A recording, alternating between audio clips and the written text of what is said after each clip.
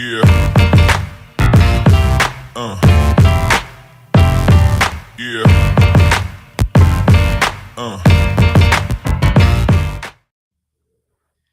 Hello, everyone, and welcome to Press Coverage, part of the Going for Two Live network. My name is Kyle Senra, and joining me for this fantasy football interview is Scott Simpson. How you doing, Scott? I'm doing well, Kyle. Thanks for having me on. I'm excited. Big fan of the whole network, everybody behind the scenes. Love going for two. Tell Jeff I said hi as well. Yeah, absolutely. Super appreciative to Jeff Lambert for creating the Going for Two Live network. And of course, goingfor2.com, a great website with all sorts of rankings, articles, and we also have our own Discord, which I guess it's a good time to plug it right away. The Going for Two Discord, super active, especially this time of year. Scott Fishbowl time. There's tons of channels on that. Or different other channels as well. But I know membership grew really strong in the Discord last year for Scott Fishbowl, and apparently not all Discords are free. So this one is, so anyone can join. So it's as simple as signing up and come join all these great conversations that we have surrounding all our Going for Two content, and again specifically these. There's tons of Scott Fishbowl mocks. I know it seems like Jeff and Gator J are trying to be on a crash course for who can organize the most Scott Fishbowl mocks. So that's a fun competition to be part of. I gotta be honest, I've not done one yet. I'm in the DC live draft. I'm gonna be on the mic with AJ. We've been asked to kind of do a show and interview people and kind of not participate in the draft fully because we're gonna be drafting, but not. And Jeff will be there. As well. And I'm really excited to see him. When you do see your boss, let him know that Scott says his salutations. And he's in the Crab Cake League with me here, a local league that we kind of started after Scott Fish talked about growing the locals about 3 or 4 years ago. Scott Fish, Jeff, Joe Bond, a bunch of people were talking on Twitter about the need just to have these relationships. And so I said, this is a great idea. Let's start a league. And so we did. Let Jeff know the twice double defending back-to-back champ is on the show, and he welcomes everybody in the league, Jeff included this year, to see his three-peat as I come back. And this is all analysts too. These are like big guys. These are not schlubs. Danny Carter is in this league. The zero RB man himself. We got a local legend, Johnny Cakes Allville from the Junkies is in the league. So we got big names. So just let Jeff know. I've noticed he's not won the championship the last 2 years, and I have. So. There can only be one, right? Only one, right. I suppose. I guess I might podcast with Jeff before then, but I feel like you're going to see him before I will, so you may as well let him know. I'll rub it in his face on Twitter tomorrow.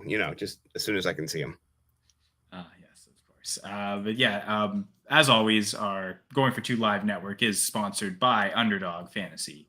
And we have a special deposit match as part of the promotion. So if you use the promo code GF2, kind of says it on the hat here, GF2, or scan the fancy QR code for those watching on video, and you aren't yet signed up for Underdog, you'll be able to double whatever you deposit in up to $100. So if you deposit $100, you'll have $200 total to use on different best ball drafts or different pick'ems for other sports, player props, game totals. I don't know. I guess do they have maybe stuff for awards? Like I think the NHL awards are happening right now, so maybe a little late to enter any of those. I think they're handing out awards, but I guess the draft's coming up for both. I don't know. The NBA draft just happened, but NHL draft, golf, MLS. There's tons of sports. Eventually, football will be back. I mean, I'm a CFL fan, so Canadian football. So the football's already back in that sense. But yeah, the NFL is as we grind through this off season, it's slowly. Not so slowly getting there as people complete best ball drafts on Underdog and such. But I guess before the season starts, we are here to talk press coverage, off-season show, just getting to know different analysts in the fantasy football world. And so you were chosen, Scott. Again, the theme of this season has been teachers, and you are a teacher. And we're going to touch on that in a little bit, but we are going to start with the origins of your sports fandom. So what were your first sports memories? Okay, that's a great question. I'll say that my dad was a baseball guy, loved baseball, made me play baseball. And you get involved in sport as a kid, you kind of understand the dynamics of it. But my grandma, I love her to death. She's dead now, but I love her. She's one of my favorite people ever. She was a Raiders fan, and so she would watch the Raiders every Sunday. And we lived with grandma, and so my first memory is the Redskins in the Super Bowl against the Raiders. I think it was like 83. I probably was like 3 years old or something. And the Raiders were kicking the crap out of the Redskins, stomping them. And my grandma was so happy. And it was a great memory. The house was a happy house. The Raiders were winning. And we lived in the DC suburbs too. So my grandma was against the grain Raiders fan. She loved Al Davis. She's just badass grandma. And so that just got me into it. And then my dad, I remember going home from church, he'd go, let's go throw the football. And so throwing the football with my dad kind of cemented it. And then I left my grandma and my dad all behind. And every Sunday, every Monday, whenever football's on, I was watching it from the time I was like 5 years old. So I watched all the Super Bowls. I taped them with VCRs and stuff, and tapes, and run at halftime like I got a new tape. My parents thought I was weird, but I've been obsessed with sports and fantasy sports, for a long time. Well, yeah, I guess that the next question is specifically fantasy. So when did you that fandom from just watching go into participating as well and wanting to play fantasy sports? So I've got two origin stories. One, I'm kind of a dick in, so I got to be honest about it, right? And it's I'm not gonna lie. But the other one, I come out, I'm a shining star, right? Inclusive and loving. In 2004, my brother-in-law invited me into a league. It ended up coinciding with something else. I couldn't go to the draft. And so this is before setting rosters or setting this is like 2004. You know what we're doing. And so they drafted for me, and they just drafted me like the shittiest team ever. And so I was like, I'm not going to be in this league. I couldn't even come to the draft. Like, you scheduled it. I told you I couldn't come. And so it was my brother-in-law. So it's one of those things where, like, you see the person, so you give him a hard time. Like, your team's 0-6, I'm like, I've never even been in the league. You guys scheduled it when I couldn't come, one of those things. And so in 2005, I started my own league. I started with all my buddies, my podcast partner, Mike Collins, Mike Cash Collins, we call him, over at Fantasy Millionaires. We started it together with a couple of buddies. My wife was in it. We needed a 10th person. So my wife had a list. I drafted off her list for her because she was working. She was a nurse, and she managed her team. She made the playoffs. Next year, we booted her out, got some more guys, went to 12-man. And since 2006, it's been, 12-man straight city. Or whatever, gender fluid if you're in there, but it's just been the guys, but if my wife's, somehow sneaks back in, we'll let her in. But there's a waiting list right now of guys. So, but last year, first year I ever won my championship in my home league too. So it's been I've won other championships, but not the home league one. So, since 2005, it's been every single year. So 18 years of just, if I do something, I do it all in. I used to play video games, and before they would save your seasons, I would have a notebook, and I'd play every game on the schedule, and I would keep stats of all the players myself in a notebook. And my mom thought I was just like her dad, my grandpa, who I never met. He died of cancer before I was born, who would gamble, and he would have a binder, and he would keep all the stats, and he'd watch 3 TVs at once. And I was doing the same thing. I was playing video games, watching TV, watching sports. And she said, oh my God, my dad. Oh my God, my dad's here.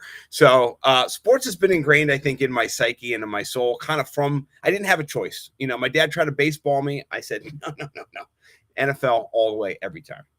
You kick that baseball away and realize that doesn't feel right. Kicking that ball, there's got to be a different ball to kick. I played it for like 10 years for him. So I played 3 years of football for me, 10 years of baseball for him. I feel like I gave him a lot, and also no CTE. So I got my brain intact. It's all there. Thank God. Hey. Yeah, we appreciate that. We're happy to have you. My students too. Yeah. You don't want to be tripping, apparently, as Jamie might be. And yes, Jamie, I did just move like 2 days ago. So yeah, this new place. I'm checking on the YouTube video. It looks like the video resolution might be better, so I think the internet might be better. Hopefully that nice. I'm not tripping on there too, but yeah, let's we're upgrading here on Press Coverage. I like your beard. Your beard's looking good too, by the way. I'm less bearded than I've been. I don't know if you see me when I had the huge beard, but yeah, I was expecting a little more, but that's okay. So you know what? My wife said the same thing. All right. You do have 2 kids, so yeah, that's true. Yeah.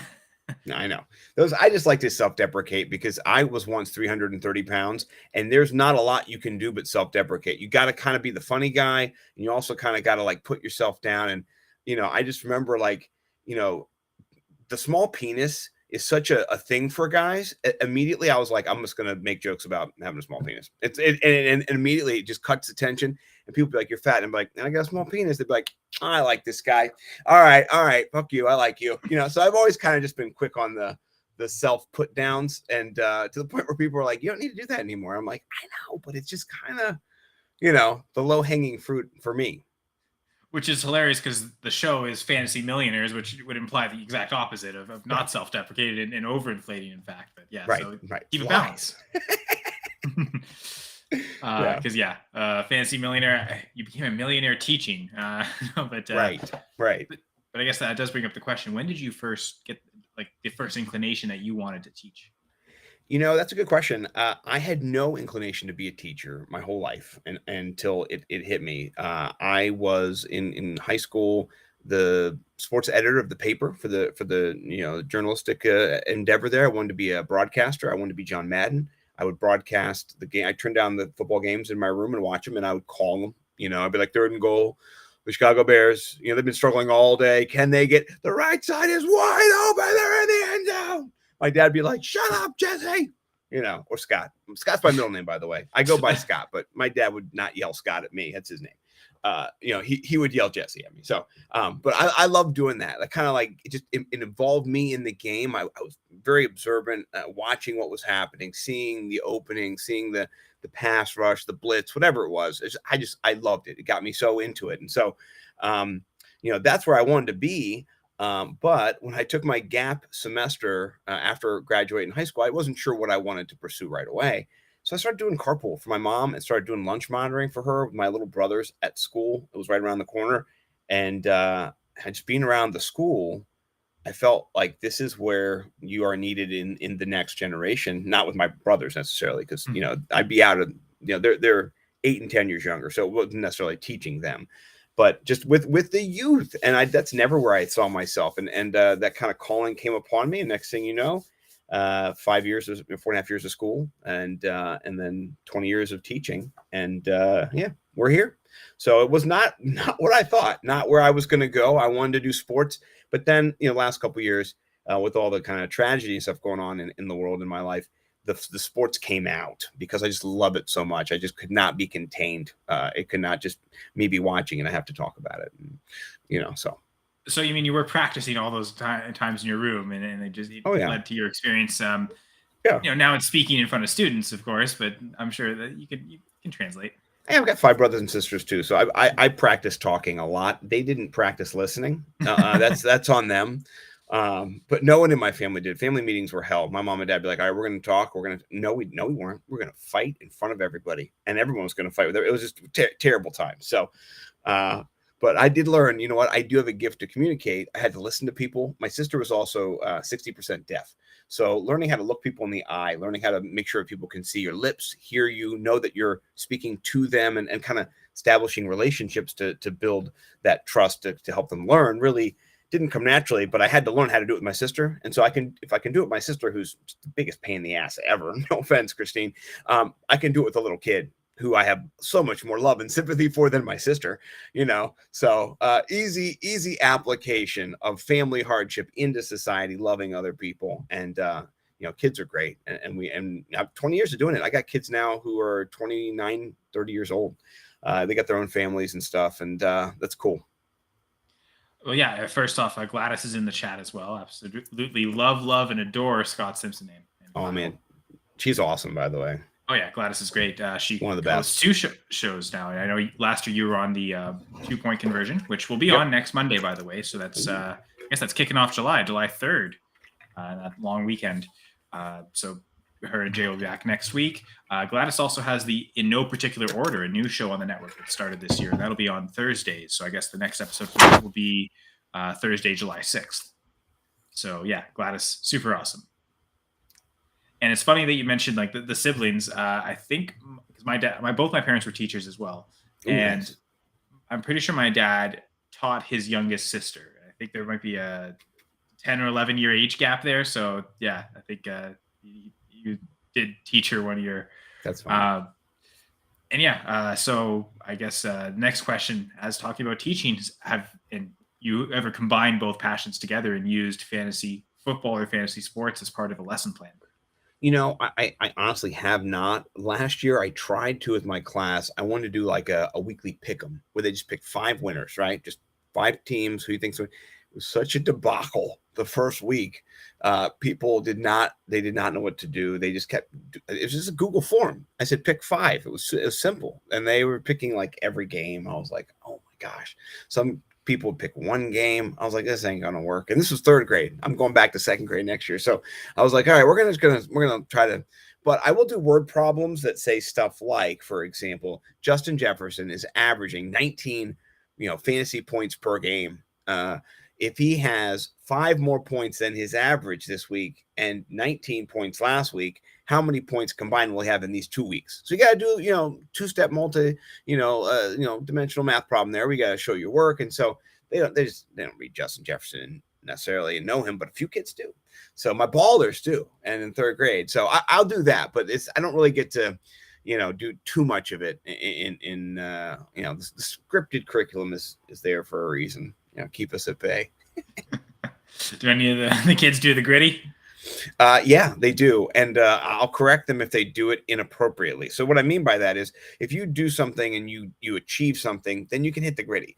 When you walk back to your seat after putting your clipboard away or something, you can't hit the gritty. So I had one of the kids, he hit the gritty after he just, did something regular. I said, no. You win this game or you get, something great happens. Then you hit the gritty. It's a celebration of greatness, not of just mediocrity. Like you can't, so I do want the gritty done, but I want it done in a fashion that's not just like I'm going back to my seat and I want people to look at me, so. Yeah, you do it like when Jair Alexander knocked that pass away from Jefferson. Like that was an appropriate time to do the gritty. Right. If you get first in line at the end of the day going out to recess, then hit the gritty real quick, so. Go Pack, go. I'll leave that for Tim Strobel, who does DFS on Fridays. They always end with the Go Pack, go. There's a few of that because there's the Dynasty Saturday Night. And again, all this is on the Going for Two Live network. Josh always ends with Go Irish or Go Braves because he likes Notre Dame and the Atlanta Braves. So there's Go Pack, go. We'll leave it at that. Now, maybe not in lesson plans, but can you draw any parallels between your time teaching and all your experiences in the fantasy football community? That's a really good question. As I thought about that, I would say that using communication, it's a really important key in both to be effective at what you're thinking about, breaking it down, being able to explain it, being able to give people feedback and interact. And so for me, I don't get to do as much of that on live shows with people. And then sometimes there's the chat. Bo gets in there. People, there will be that, but just more on Twitter and stuff, interacting, talking about players as we kind of get going and looking at from the analytical side and being able to kind of state what I think and be clear about it. I think that's a good thing I do. And then also relationship building. You have to do that in the classroom, and then you have to do that in the fantasy football industry too. Not to be successful. I'm not making any millions of dollars, but just to like be on shows and have relationships with people and go and have other people on your shows. And it really is a network of relationships. And so I think you understand that in society, you need relationships, but specifically in classrooms, people need to have relationships. Students need to. So you have to foster relationships with kids. You have to teach them how to communicate, teach them how to talk to each other, teach them how to take roles and not be in charge. And then you be the leader. Now you talk. So kind of establishing equity. And so in fantasy football, I'm not establishing equity with people, but giving people a voice, letting people come on, trying to give people opportunities, and then also having people give me opportunities. There's a lot of, I guess, deeper connection than just surface connections. Definitely. And we'll dive a little deeper into something you talked about before the show started. And actually, you did just reference it now that you've been teaching for 20 years. And I guess you wanted to show something special that your spouse. So I'm trying to think of an S word for maid, but I guess my partner, my lady friend, my wife. So I've been teaching 20 years, and it's been in public schools, and I've done different jobs. I've been primarily 2nd grade teacher, but I've been 3rd grade teacher. I've also been a mentor teacher who was outside the classroom, who went around, observed, and coached new educators and underperforming educators, evaluated them, gave them support, and then hopefully they met standard, and most of them did. A couple of them didn't. That's why I was there to try to help them meet standard, and a couple people did. So long story short, though, I thought there was a 20-year pin for my organization. I thought I was going to get it the last day of school because I'd always seen them get it. It's actually 25. So the last day of school, I was a little discouraged. I came home with my wife. I was like, "Oh, poor me! I didn't get a pin." Cry, cry, cry. My wife listened to me, and she went out and had one made herself, designed it herself, of the giving tree. And I'll put it up here. Let's see if I can put it up there. And it is says 20 years. And the giving tree is one of my favorite stories. It's a very selfless story. Story I read to my kids every year. And I told them this year, I've been the little kid, and now as a 44-year-old man, as an adult, I'm the tree. So your role changes. It's such a deep book. Whatever season of life you're in, you can relate to different parts of that book. And so it was really cool that my wife did that. It's one of the most meaningful things I think anybody's ever done who has not been an educator, who's not walking in my shoes, but who still kind of sees my journey and understands the length and depth of it, and meant a lot. I told her I'm going to cry later, so I will for sure, but not now, because it's not. I don't want to get low teed right from the beginning. I don't want my rep to be like low T Denny. That's not how I want to be. I mean, to be fair, we are 20 minutes in, so it wouldn't quite be the beginning. Right. So you could. Okay, good. Okay, good. I'll cry at the end. Okay. So when I talk about my dad, we'll cry when I do that. Well, I was going to talk about who have been your biggest influences during your life so far. So actually, that is the next one. So maybe we'll cry right now. I don't know. Yeah, I would say it's my dad for sure, good and bad. My dad had a rough childhood. His dad was in the Army, so he went to like 13 different schools, just moving around. His dad went to Vietnam, voluntarily went to Vietnam as a chaplain to save souls, to love people, and everyone loved him. And everybody wanted him on the chopper.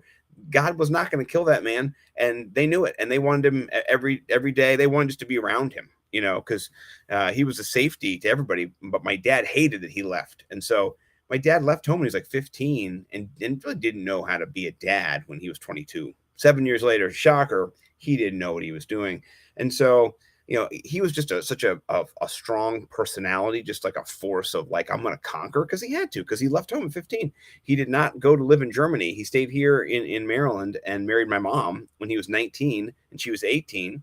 And stuff you could do in the 70s. I mean, it was just wild back then. You had like $800. You're like, we're going to buy a house, so they didn't buy a house. But yeah, I would say for sure, his passion for life. And then also he had a debilitating injury when he was younger that caused him just to be in extreme amount of pain all the time. And still is. He's had surgeries and different things. It's his neck and his joints and his, spine. It's just not good. But it was very intense in my family growing up. And so, now as a dad, I tried to not be my dad as much as I could, because I'm my own person, and I rebelled against my dad like he did against his dad to establish my own manhood in life. But I am my dad deep underneath. Those behaviors, those core behaviors are just there. That's how you get passed on your epigenetics, your genetics, all those things. They just kind of, so I'm undoing a lot of the things that are not good, but things that are great, they're right here. They're why I'm on this, podcast right now. My dad was just the most gregarious, loving, outgoing, kindest person who, would just talk to anybody, anytime, give anybody anything he had, just to, share life with them and to get them to their next thing and, fix their car and build their house, whatever it is. He's a builder, he's a creator. So, I'd say him for sure. Not so much in the recent years, though. I would say in the last 25 years, though, my podcast partner, Mike Cash Collins, over at the Fantasy Millionaires, he is my best friend. So we've been best friends for 25 years. Like, call each other on the phone, talk for 3 hours, like cry, I don't have a relationship with anybody like this. I've ever, thought I could have a relationship with anybody like this, but I mean, he knows everything about me pretty much. And that's been cool. That's been really great as a man to go through my daughter's cancer, my other daughter's mental health stuff, and my own mental health stuff, and to have a best friend who I can just be like, hey man, I'm struggling. My family is driving me crazy. And he can be like, yeah, I understand. I have a family too. They're driving me crazy right this second, So a lot of love has been, shared my way by Mike. And then the last one, of course, is just my girls. I live with 3 ladies. So they don't influence me like directly. It's more indirectly, but I have to change who I am to be a better person for them. And so, you know, I They don't want to get influence up. your behavior. Yeah, I don't want to run all the time and be healthy, but I got to live long now. So, now I'm waking up at six in the morning. I'm already running and exercising, and I'm going against Mike Cash Collins. We're doing a weight loss competition before Canton. So when you see us in Canton, ask us who is skinnier, me or Mike. Who's right now? I'm 215.0 and he's 215.8. So it's a race to 205. Okay. Yeah. Racing. I guess it's like, yeah, I guess like golf, you want the lower number, right? Like Yes. the lower number wins. So it's Heck not yeah. every sport you want the, like football, you obviously want the most points. Right. Yeah. The Patrick Mahomes. Right. Yeah. Yeah. I was going to go with the other green and gold team and say the Edmonton Elks. They didn't get the message because they've lost now 19 straight home games. So, ooh, oh yeah. man, that's not. Yeah, that's terrible. They were showing a stat of the game during the game the other night. I think 20 is the North American record, and I can't remember what team it was. The Buccaneers or something. No, I'm making that up. Yeah, honestly, it might be. I can't remember. I think, or you know what? It was. I think it was the Pittsburgh Penguins in hockey. Oh, okay. Well, I'm a Washington Capitals fan. Ovechkin all the way. I like that. That's good. Because that's the thing. I'm pretty sure that would have been the year, I guess, before the lockout. So right. Before that's Crosby why they got Ovechkin's. Crosby. Yeah. So that 20 game losing streak probably helped. Yeah. I don't know that the Elks are gonna have that same type of luck. You're not getting Crosby. No, it's not happening. No, I think because if there was a Crosby, he'd want to play in the NFL, not the CFL. So no, that's true. But yes, so yeah, the CFL, one of my big favorite hobbies. I love watching it. Love playing some CFL DFS contests like that. But I guess that wouldn't really count for this question because, of course, fantasy football is more than a hobby for us. But Scott, what are some of your favorite hobbies? So I had to think about this one a lot because my life has been all consumed with my family the last couple of years, and then also fantasy football content. And but I would say before that consumed me, and then also something I do love it is comedy and live comedy, going to comedy. I probably have gone to 30 live shows in on the last like 7-8 years, and it's just one of my favorite things to do. I go with my friend Mike Cash Collins. We've gone to several shows this year. We've gone to 4. We're going to go to 2 more. I'm going to Anthony Jeselnik by myself because nobody can go to the concert. So I'm just going to go and have a nice seat next to me, open, and laugh by myself, which I've already done for Nick Kroll. I'm supposed to go to Nick Kroll with Mike. He got sick, and I'm by myself. It doesn't matter. Like this makes me laugh. Like it's a not an addiction, but it's something that I used to let yourself be taken by the comedian, and I have morals, but when a comedian's saying bullshit, I don't have morals because it's not real. It's so much fun just to laugh at something, and it's terrible maybe, but in real life, it's not real life. Like you're watching a bullet go through an actor and them die in fake life, like in the Matrix, but you're watching it with words. So it's a little bit, it's hard to comprehend for some people, but I love live comedy. It's one of my favorite things ever. So going to live comedy, and then also just watching specials and kind of seeking the laughter and the memes. And if you follow me on Twitter, a lot of times I'm joking for all the off season. I'm joking. I'm not giving you analyst stuff right now because of the busyness, but I'm just giving people memes and silliness and trying to put some laughter into the mix. So I guess just to we end the show always with the high 5 sections, the top 5. Like you're good to answer all 5 of those categories. Oh yeah. Sometimes I'll like the guest will want one subbed out, and I'll last minute change one because like you talking comedy, I was gonna maybe add that in, but like who is your favorite stand-up comedian? Oh, that's a good one. It's tricky because it ebbs and flows, and like right now I really enjoy Rick Glassman, and most people don't even know who Rick Glassman is. I don't either. no you don't. So he does a podcast, and he's had on like Bert Kreischer, he's had on Mark Norman, Sam Morril, a bunch of comics that are kind of more up and coming, and he's just super funny to me, but most people don't know. So I'm so far in the wormhole that I do like Ricky Gervais. That's a good call. Ricky Gervais is hilarious. His just in the face of all the political correctness and stuff. I do appreciate that. He's one of my favorite. Um, I do. I'm trying to think of Tom Segura probably is one of my favorites. Bill Burr is up there as well. People can say the standard Dave Chappelle stuff, but I haven't seen Dave Chappelle live. I've seen Tom Segura live a few times. I enjoy Joe Rogan. I'd say the funniest live performances I've ever seen. One of them would be Rory Scovel. If you don't know who Rory Scovel is, go watch him on Netflix. He did a show in DC where I was peeing my pants. Like, we were dying. And it was about a month ago. It was one of the funniest things I've ever seen in my life. So Rory Scovel, check him out. He does a stand-up on Netflix called Rory Scovel Tries Stand-Up for the First Time. And he crushes it. So please, those are some of my favorite. How about you? Who are some of your people that you like? Well, so I would say George Carlin and Bill Hicks. Ooh, Bill Hicks, yeah. Yeah, the two for me, that they rant so well, but so intelligently.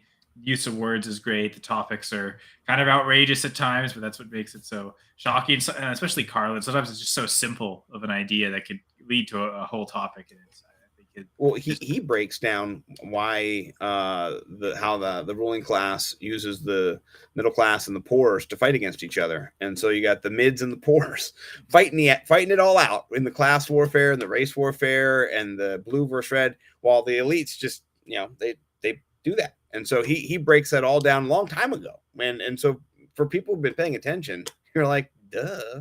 So he's almost like a prophet too. So Hicks and Carlin, those are two of the best. So good calls. I'm down with both those guys. now, Yeah. unfortunately, I forgot the chance to see either live. I would say of my favorite comedy performance that I've gone to see live was Michael Little.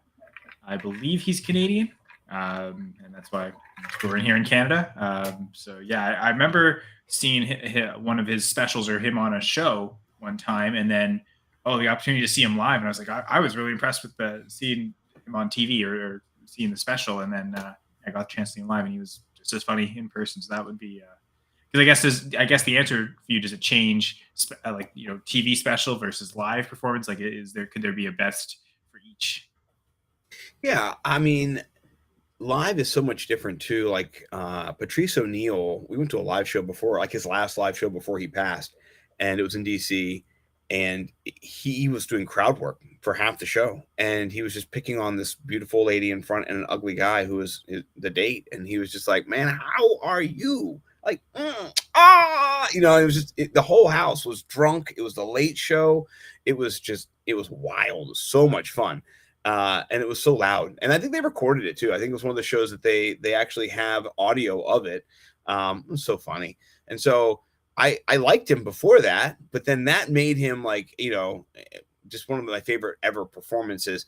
I would say his stand up on TV is funny, but it's not the funniest. But that night, he was great, and same thing with Big J Okerson. One time, he's funny, but one time in DC too, his crowd work was so incredible that he like, just when you're crying, when you can't stop laughing and you're getting cramps and you're like this. You say it hurts the belly so much, but you they love got it. So. You. Yeah, if you're a Stephen King fan, you know about the Gunslinger. You got Delandalode. You're laughing and you're dying. You're getting all your energy sucked out of your body at this point from these comedians. So that live performance you can't take away. Now, you know what? You come down to your basement, you have a couple beers, whatever, a couple, medical enjoyments, whatever you want, and then you tuck in and watch a show. You can just laugh for a long time too. So it's different. I like both of them. I can't afford live comedy that often. Don't tell my wife, but I'm going to 3 more shows this year. Just 3. It's a finite amount. Just 3. And Gladys asking about female comedians. There's, obviously there's quite a few female comedians. I can't remember her name, but she was another Canadian, and it's one of my favorite lines. And it's essentially like, for people, tourists coming and they think, oh, Canada, it's so small and blah, blah, blah. It's, the idea is that Canada, it's not so bad once you're in it. It's like a giant lake of water. Right, like the cold water, like you don't want to jump in before, like you feel afraid or it's going to be cold, so that that hesitation. But once you're in the cold lake, then your body adjusts to it and doesn't feel so bad. It's not so bad once you're inside it. Canada's like a giant lake. Unfortunately, I can't remember her name, but that's. I'm just gonna tell you this tiny non sequitur. I will get to my favorite female comedians. We're going to Canada this year in July and beginning of August. My children are going to a camp, and then we are going to go travel around Quebec and go do some national parks and go just kind of relax in the beautiful outdoors. So I cannot wait to see Canada. Really excited. It's like a lifelong dream to come visit the neighbor to the north. So just wanted to put that out there because Canada's awesome. And I have no I'm complaints curious. about You're Canada. saying Quebec? Are you talking about Quebec City itself, or the province of Quebec? I think we're going to go to Quebec City a little bit, but we're going to kind of be to the east, like kind of maybe northeast above it. Like we're going to go up past, like there's like a little inlet or like a little river, and we're going to go into like a more national foresty type area where you're kind of in a cabin kind of by yourself, and there's trees everywhere and there's nobody around but you. And so but I think we will go into the city and have a little bit of time in the city, but I'm excited about the wilderness. I think we're gonna do like a couple days in the wilderness, a couple days in Quebec City, and then we're gonna go over to Maine and New Hampshire and do a little kind of that loop. And so I'm just excited to be with my wife for the first time without my children for 2 weeks in 12 years. Like I'm like, I can't wait to meet you again, honey. Well, so it's funny because the one thing going back to when it was just you and her, because Quebec City really does feel like, well, part of it just feels like a normal city, but there's the part that's certainly up near the lake and near the big castle and near the plains of Abraham.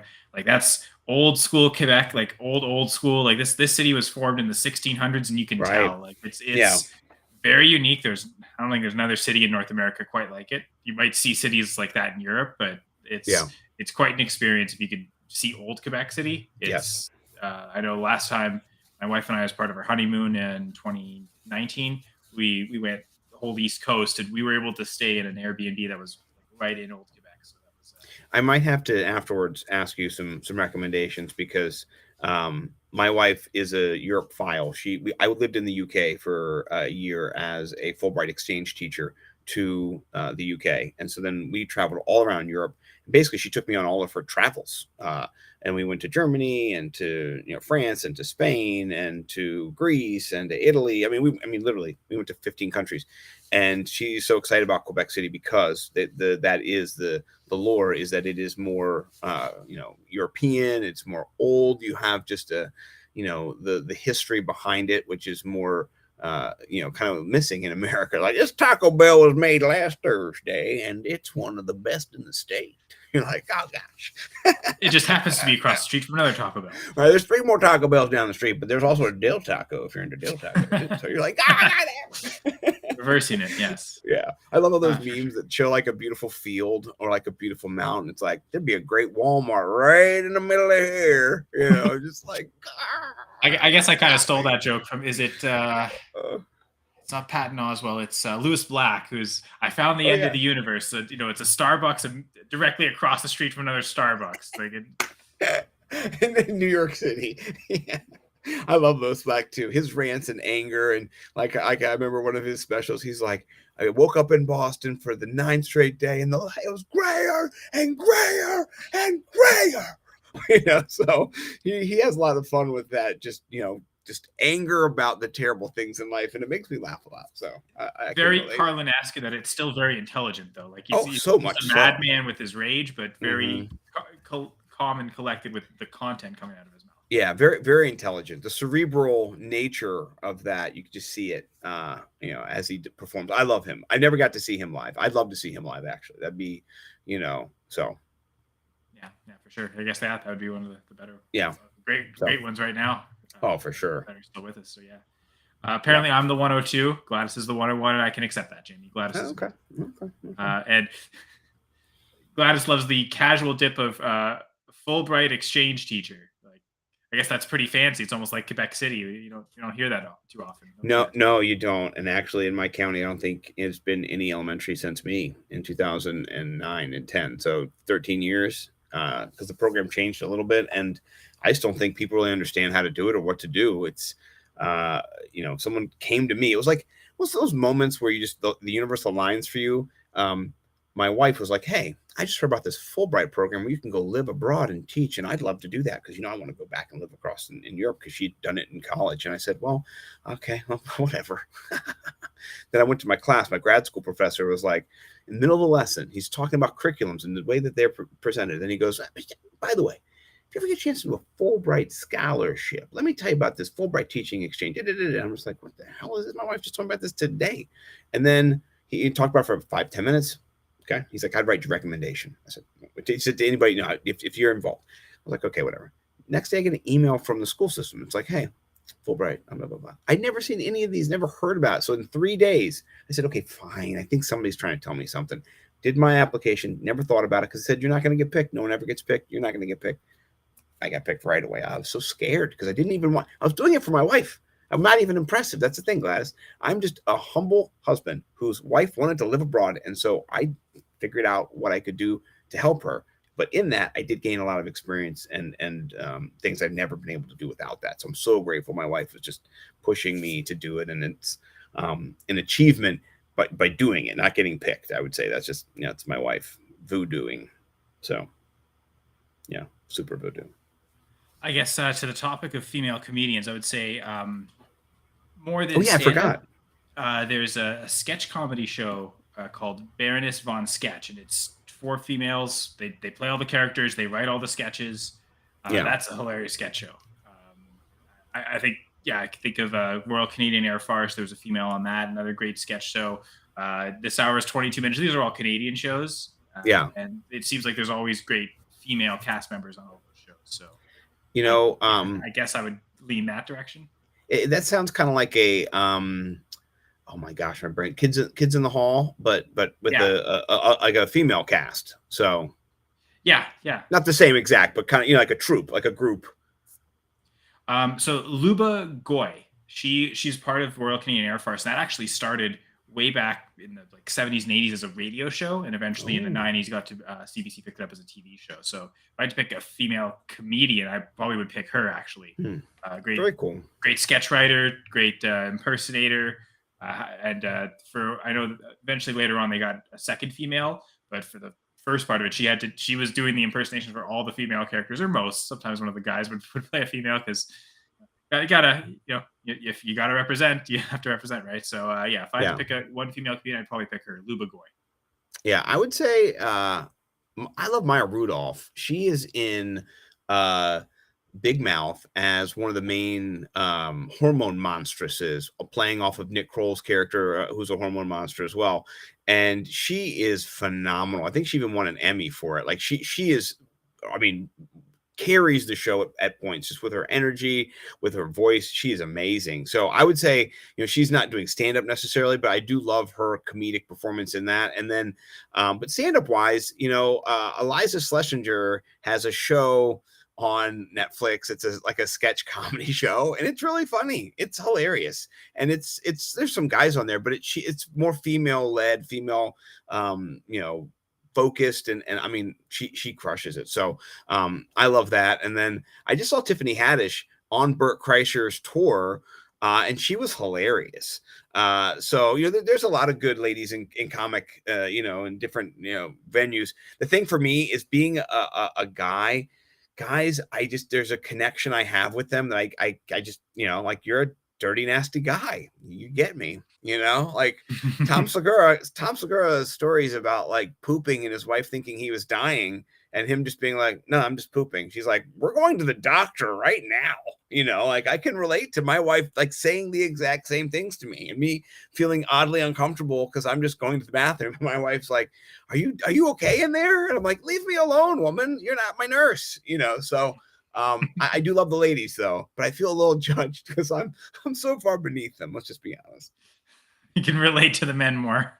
Oh yeah, I'm a big fat loser. So the women are amazing in general. They don't stoop to the lows that the guys do with the comics, and I can relate to the lows of the guys. Some of the ladies do too, and they're hilarious as well. It doesn't have to be trash for me to like it, but like guys do kind of just get the id of a guy and the stupidness of a guy. Like Nate Bargatze, he's hilarious too. Just a down to earth Southern, just like my wife tells me I'm dumb. I'm not even allowed to use the checkbook, dumb. So he crushes it with with the dumb guy thing. So I'm into the ladies as well. They'll get me going, but more of the ladies putting down the guys and then me laughing at that. So the next question is, what's one thing no one in the fantasy community knows about you? I'd say no one except Matt, probably, because I'm assuming your co-host Matt probably knows No, everything. Mike. Or Mike. Yes. Knew it was an M name. I was listening. It was the cash part that distracted me. My cash counts. The cash is the key for him. So Cash Collins. Yeah. Yeah. He actually, the reason I call him that is he's won the most cash out of anybody I know in fantasy football. Like he's won thousands of dollars. Like he's probably up like 10 G's. So in like the 18 years we've played, he's probably got 11 or 12 championships. So, yeah, he's good. He's good, folks. I've been kicking his ass last couple of years in all these leagues too, but it's because you probably were listening and learned from him. I did, and I'm the co-host, and I've been getting things. So watch the Fantasy Millionaires, folks. it'll do you good. I'm not gonna lie. This is the truth. This is. I played 3. I was in Scott Fish and other larger leagues, tournaments, things like that. But I played in 5 redraft leagues last year. PPR. And this is actually one of the questions, and so I don't want to get into it too much. But PPR redraft leagues for money, and I won 3 of them. So 3 out of 5 winning. I made the playoffs in 4 out of 5, and I got bounced in the first round in one of them. But and I didn't make it in one. So I mean, I won $1,500, $1,800, something like that. I tell no lies, So, but here's what you guys are gonna know. No one knows, and you guys still kind of won't know either. But which jersey I'm rocking to the Fantasy Expo this year? But I'm gonna drop a hint here on the show that it is mayor approved. So if you're a Scott Simpson follower, you know about the mayor of Miami. He approves. The mayor approves the jersey. So, or well, it's going to be a jersey. So he's got to figure out who it's going to be. Mayor and there's Marino? Yeah, well, it might not be a football player though. You didn't specify it had to be a football player. No, well, it's a football player. I can tell you that. Okay. It's somebody who has been a Miami Dolphin before. It's going to be a Miami Dolphins jersey, but I'm not going to tell you or tell people who it's going to be, because there's a lot of different people it could be. And people don't know, Tua Anon came after me a couple months ago because I took a screen grab of an offseason workout where he kind of like faked a handoff, kind of like half-heartedly, turned around through Tyreek Hill. No one's there. That's right. No one there. I remember seeing this blow up. Yeah, and then they just started calling me like a cuck. Like, that's the thing. You figure out, like, when you get mass like slammed by a group of fans, you figure out their favorite words. Beta boy, soy boy, cuck. All these like real alpha soy fake. Boy is pretty funny. It's like but the thing, they're all hilarious if they are jokes, but they're not. Like, that's the thing. Then you go to their page, and then and they're doing this to everybody. You know what I mean? Like, anybody who doesn't fit the macho man, Randy Savage mold is a soy boy beta cuck, whatever. So, but that was fun. And so I dubbed myself the mayor of Miami because I angered like a million people. Like, everybody in Miami was upset at me that weekend, and it gave me so much power over them. So I'm going to be rocking a Miami jersey. So come see me. You'll see I'll have a jersey on. I'll be there. I'll be still mayoring. Warfield. No, it's somebody in the last 20 years. So I don't know. Is Paul Warfield in the last 20 years? He retired in 1974. Yeah, he would have been on the perfect season team. Oh no, yeah, no. And I'm not like. And here's the thing, I'm not like doing anything degrading to the jersey or being like a jerk to the jersey. The mayor upholds jersey traditions, and there's no mocking of anything. We're wearing a nice jersey. So it's ironic to get the inside story. Just seeing you in the Dolphins jersey is funny enough. You don't have to alter it. No, I don't. I'm just going to represent, and then people are going to like think I'm a Dolphins fan. Which, listen, I'm not a fan of any team. I'm a fan of the NFL. I'll watch any game, anytime, any player. Do I like certain organizations better than others? Yeah, the Washington Commanders organization, I hate them. They're terrible. They've ruined this franchise. They're the worst You've things had such firsthand experience. Yeah, I hate them. Yeah, I've lived in. I used to be a Redskins fan as a little kid, and I loved them with all my heart when Joe Gibbs was there, and even Jack Kent Cooke, who's a terrible person, was there. But I loved them. And then when Dan Snyder came, I hated him, and he drove us out of fandom. Like, I quit in 2014. I was like, I'm not going to be a fan anymore. It's been 10 years, going on 9-10 years, and I've just been so much happier as a person, and it actually helped fuel my love for fantasy football, turning it to the next level, making me a content creator. Because if you're biased, if you're just focused on your team all the time, like, you need the global scope of the NFL, and I love it. It's kind of freed me to be me now, and to love every fantasy player and to look at it through a different eye. Yeah, I guess Chase Vernon from FF Intervention. He's also, I think, from the DC area or Yeah, from somewhere Virginia. Yep. the DMV as they Oh yes, the area calls it. DMV. But I think he's same thing. He used to be a Washington fan, and then no longer. Yeah, liberating and freeing. It's all about fantasy, right? And I guess that is the time of the episode to get to the fantasy specific questions. So you hinted at it earlier. So what is your preferred league format? Yeah, I try as best I can. Yeah, so I'm gonna say I like playing Dynasty and kind of those kind of specialty leagues. And I've got a Devi league I'm in with the Devi Masters and all that. I mean, it's really cool, right? I love that. But I just say a good old PPR, 12-person PPR league, where you've got a QB, one QB, you've got 2 running backs, you've got 2 wide receivers, you've got a tight end, you got 2 flexes, and then you got yourself a defense and a kicker. So, I like that. That kind of gets me going. Now, some people do 3 wide receivers and then 1 flex.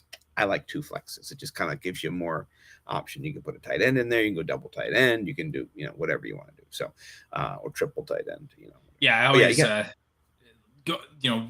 going the 2 tight end build when there's only 1 flex spot is really difficult because you're essentially like the rest of the league is playing with a flex spot and you're basically playing it as a 2 tight end league. Yeah. You got Kelsey and Andrews, you're fine with that. But like, yeah, right. if there's as long as there's that other flex spot, it still gives you that flexibility. Even if you're using one as a tight end almost every week, that's fine because you still have the other one. Yeah. So, but I'll play in other leagues, but not half point. It's gotta be PPR and no standard. I've never played in standard. I'm never going to play in standard. If I see a pass, that's a point. I know I can't go back. If I tried to catch a football, I'd probably fail most times. So it is a skill. Like getting a reception is not nothing. Now, reception behind the line of scrimmage doesn't necessarily help the NFL team, but if it's a lateral throw, then you better catch it or it's a fumble. So I mean, listen, in the gambling world, it counts as an attempt, it counts as a reception, so I count it as a point. Like that, Like it's in the gambling world, it has a foothold, so I can't pretend it doesn't exist. If the completion is a skill by the quarterback, then so is the reception on the other end. Thank you. Smart people on the show. I got to tell you. Well, I was going to say, thank you. I guess there's only 2 of us. So, if you're saying smart people, I guess it's the chat. Gladys, Jamie. I mean, good people. Jamie, I guess I know Jamie co-hosts the Fantasy Cheat Sheet.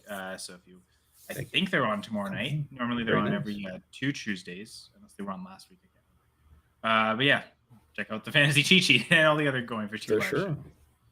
So I guess maybe you already answered this, but with that previous question. But what is one rule in fantasy that you have to have, or you feel like should be in every league?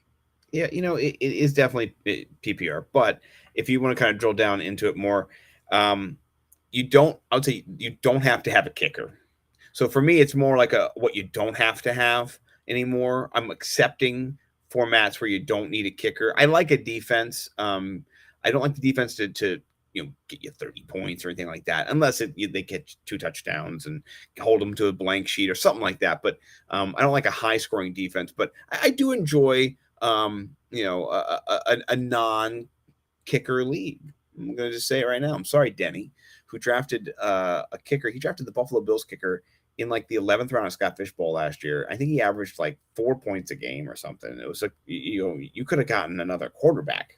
So, Well, and it's funny because I thought last year the kickers made more sense in Scott Fishbowl because the previous season they got negative points for missing point after attempts, missing field goals. Right. And last year those negative points were eliminated. So I felt last year did make more sense to go and get 2 or 3 kickers and just play them in knowing, okay, they're at least going to get you something. Right. Not in the 11th round, though. Not when you could draft, I don't know, you could have drafted anybody else in the 11th round. Like I was drafting running backs still, So I don't know. It was weird.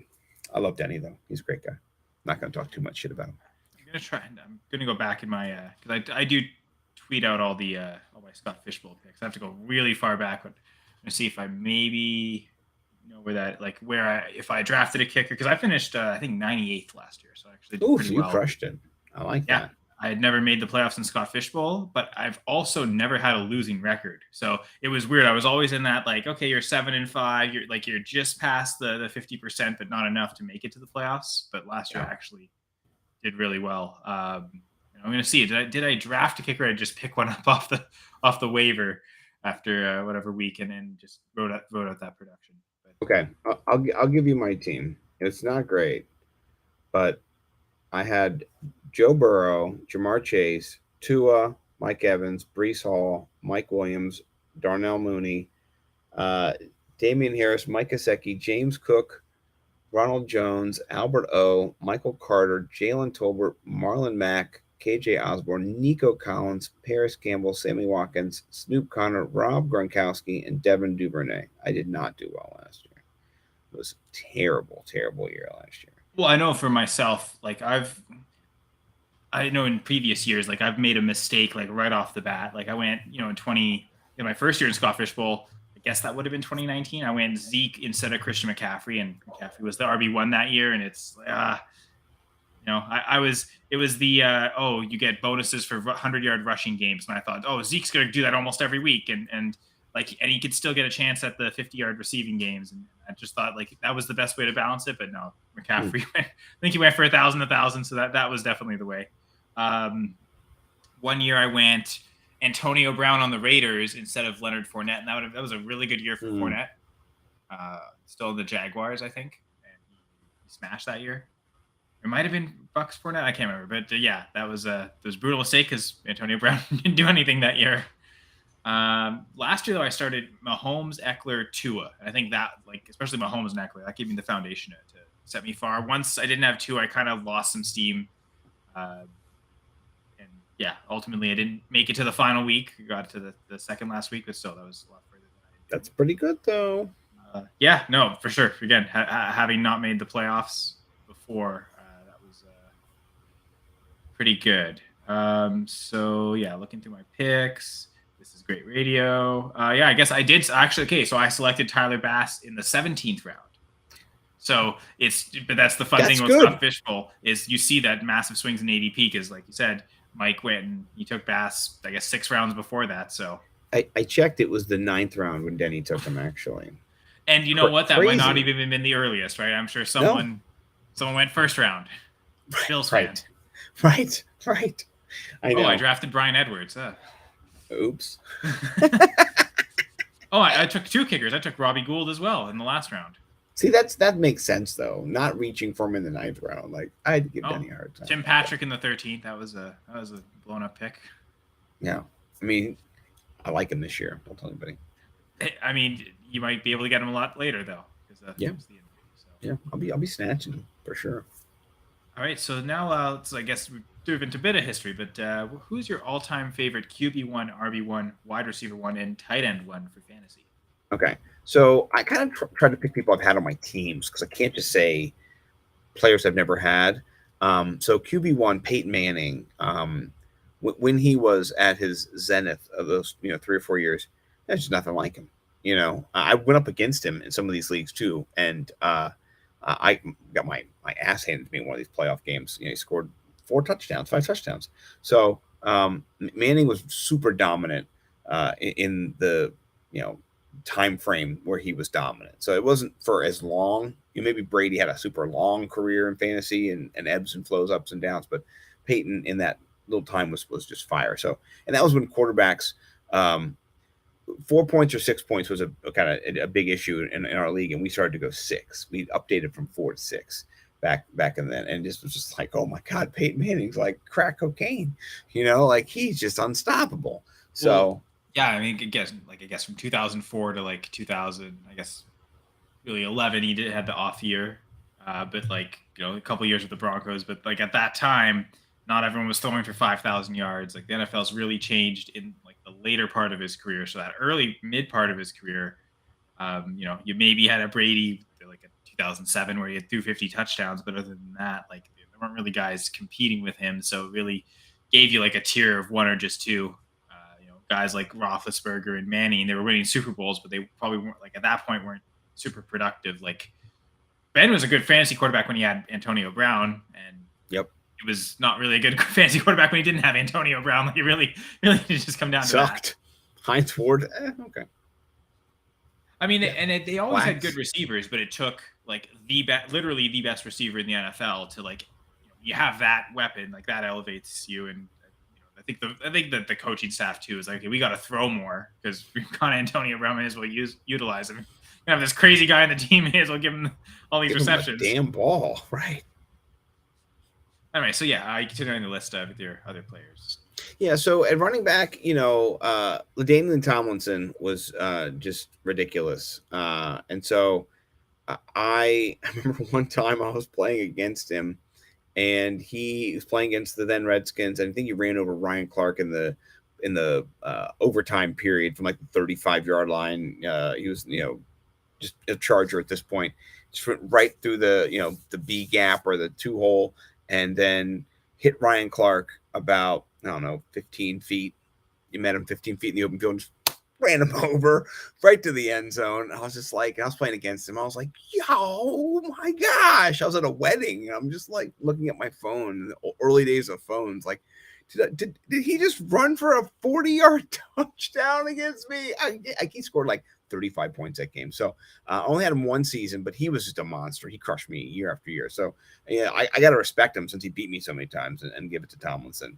And then because I have a similar, not quite because it was not really fantasy relevant, but like bad football experiences. Like that's double because like not only is it he's scoring against you on your fantasy team, but he's beating your actual NFL team. So you got the double whammy on that one. I was at a wedding and I'm super happy I was at the wedding to not watch this, but the Hamilton Tiger Cats lost a game 60-1. They managed to rouge. They didn't get shut out. But the coach was also the GM, so he stepped down as coach but retained his GM, and that's when the June Jones era started for Hamilton. Yes, you know college. He was the longtime coach at Hawaii, I believe. But he was the OC to start that season, and then that was the game where it's like, okay, no, I'm taking over as head coach. I think that's when the Jeremiah Masoli era at quarterback started for the Tiger Cats. So just when you said wedding and bad experience, I thought of that one. It's like, well, if I had to miss a game, it would have probably been that one. It's a good one not to, yeah, for sure. Well, speaking of not missing a game, my guy is JJ. He did miss that game against Jair last year, basically, because Jair shut him down. Speaking, of the callback, but Justin Jefferson, he's just the truth, man. I love him. I love him so much. I picked him last year, and 2 of my teams that I won the championship on. So I'm not stupid. Him and Amon Ra. I love him and Amon Ra. Those are some of my boys. So I guess JJ, do you think he's got a good chance to do what I think Jerry Rice and Antonio Brown and I mean, if people are playing in the 30s, Don Hudson did, but repeat as wide receiver 1 because that's it depends. He needs a quarterback. I mean, this year, yeah, he could repeat it, but like for the longevity of his career, he needs a quarterback. And so the rumblings are that Kirk is going to go to San Francisco to meet up with Shanahan for a reunion tour. And so I don't know. I've got no clue, but he could be up there in the consistent, Jerry Rice every year being the best if he has a quarterback. And last year they threw the ball more than they've been throwing the ball, before. I already forgot the coach. I can see his little beady red face. Zimmerman, I can see it, but it's a different offense now too, and I like that for Justin Jefferson, and they trust him. You saw it last year in the Buffalo game against one of the best secondaries. He threw the ball to him all the time, and he just made one of the best catches in the history of the game. So he's unstoppable unless he gets hurt, and then also if you press coverage, and he's got to get better at that. But we'll figure it out, I'm sure. They play him in the slot a lot. It's fine. Yeah, get him in motion. Like that's the thing. If you've played Madden, you know how to get people off in rub routes. You know how to get people in space. You know how to do all kinds of things. It just makes me so mad when I watch football, and you can just tell the coaches are they're coaches, I know, but they don't know space. NFL's about space, all about space. And these coaches need to play more Madden. They do. Oh my goodness. My favorite was when I'd take the plays in the Madden. We go play Turkey Bowl up at my, we're 20 years old, 19 years old, whatever it was. And I'd have these plays on Madden that I'd create in the Madden lab. And then I'd go to the field and I'd be like, all right, here's my note card. People like, you're stupid. And no, they'd be like, no, we're going to do this play. And then we get like touchdowns after you get a play to just get you a touchdown, and so we'd be up like 4-0. People be like, dude, he's got the cards. I'm like, yeah, they're pretty simple. You just do rub routes, and you do little things, you crisscross routes. It's just so many things you run across the field. It's not hard to play football. And when they're a DB and like they're pick routes, not rub routes. Well, the thing is you don't even have to touch them. You just got to get into space, and where they can't go, and then you just got to go around and it's about it. Really, if you watch it, it's about footwork. It's knowing where you're going to step before somebody else steps. I mean, CD Lamb's one of the best at it. I was watching him against I forget who it was a couple years ago in like a practice scrimmage during the preseason, and he cut on a dime, and his first foot plant, you thought he was going to open up and go downfield. The way he ran 15 yards and then opened up, and you thought, oh, he's going. No, that was just he turned like in midair. It was insane. The DB kept going, and he caught the pass and made the highlight. We all went ooh on Twitter. So yeah, I do love CeeDee Lamb, by the way. He's a close second to JJ for me in the young receivers. So and then tight end one's Gronk. I know he was hurt a lot, but man, 100 touchdowns. I mean, that guy was he's the Gronkinator. I love Gronk, and the seasons he was dominant, there was no one touching him. You're getting 14, 15 touchdowns. What are you going to do? That's just ridiculous. And the yards, and he was just so massive and such a force in those times. And I know Aaron Hernandez was part of those teams, some of those teams too.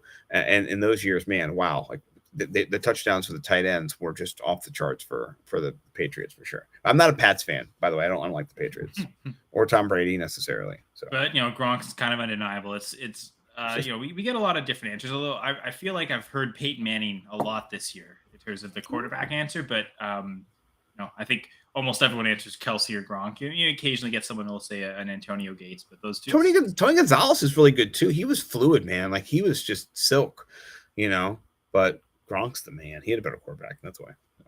Actually, I think someone recently did mention Damian Tomlinson as well. But yeah, it's there's a reason those guys keep getting named because they won so many people championships. Of course, yeah. All right, so now we get to the high five section. So top five, it's my favorite. Save the best for last, right? So of course, top five categories or top five in 5 different categories. So we're gonna start with top 5 artists or bands. Okay, so let me go 1 to 5 or 5 to 1. What's the? Some people don't even rank them. Some people just say 5. So honestly, it's up to you. However you want it. You can count down, count up. So I'll say this. Pink Floyd is my favorite band of all time. I love Pink Floyd so much. The Pink Floyd shirt, not the Radiohead shirt. Yeah, I mean Pink Floyd. My daughter has Pink Floyd shirts. I have the Scott Fish Pink Floyd shirts. Like it's just, I love Pink Floyd. I listened to them in high school, got into them then, and I got a record player. Can't see it, but I got my record player. I've got if you zoom in back there, it's the Dark Side of the Moon is back there. So I also bought the record player just so I could listen to these albums and actually experience them on my headphones and like I would have like back in the day. So big Pink Floyd fan. I do like a lot of modern music though, and it's more fluid than Pink Floyd. So Pink Floyd's like always there, around. But like last 2 years ago, I went to a Kings of Leon concert live. I've always loved Kings of Leon, but I went live. I was in the very front row. It was right kind of when COVID was kind of people getting out of COVID. And it was incredible. Like I love them already, but I've been obsessed with them since then. Just put it on YouTube, just let it play for hours, and whatever, Kings Leon comes on, I'm into it. So they're one of my favorites. And then the Killers. I love the Killers so much. They're not as played as much now as Pink Floyd and the Kings of Leon, but I do love the Killers. But right now, the 2 bands I'm listening to the most are the Strokes and Tame the Impala. And so those are just, they're more chill, the Strokes are a little upbeat, but the Tame the Impala is a little bit more chill. I like to kind of just put them on, and then whatever playlist too are connected with them. I really kind of like the vibe, that'll come from it. So different artists will come that I've never even heard of, but I love their music. And so, I think those are kind of where I'm at. I'm trying to move into I like rock and roll, but I also like the chill, let my mind kind of rhythmically, like there's a song, I don't know what the name of it, but it goes, da-na, da-na, da-na, it just goes like that for like 6 minutes. And I just love it. It's just, it's not like people aren't even singing words. I mean, it's not even words. That's almost a very Pink Floyd-esque type of a statement or style. Right. And it's a little faster, but it's music's beautiful to me. So I like a wide range. I mean, also like Wu-Tang and stuff like that too, but I can't, like the Wu cannot be down in the basement with the cuss words and the, and the objectification of ladies and killing with swords. And I can't do the liquid swords down here. So the Killers is fine, but actually thinking about killing, not so good. Right. Right. Now another call out to Jeff Lambert again, our founder here at Going for Two, because I'm pretty sure he was in the Wu Tang division when Scott Fishbowl was music. And I know he loves the Wu Tang. I was in the Pink Floyd division, so it kind of Oh, shows you. okay. Yeah, you know, so, yeah. I specifically chose bands I'd seen live, even though Nice. I love Pink Floyd as well. I was in the Incubus division. Ooh, see, Incubus to me was not Pink Floyd but they were, they had they had the chill in them. You know what I mean? Like it's Aqueous Transmission could be a Pink yeah, Floyd yeah. song. Oh man, like in just that turn the same lava vein. lamp on, you know, and just get into them. So I did like them. So yeah. Actually, it rained when we saw them, only towards the end, but they played Aqueous Transmission as kind of a closing song. And, the water being such a key theme, I thought that seemed super appropriate. That's awesome. That's awesome. I guess I do have a question about Pink Floyd being Yeah. your number one choice. You mentioned Dark Side already, but is Dark Side of the Moon your favorite Pink Floyd album?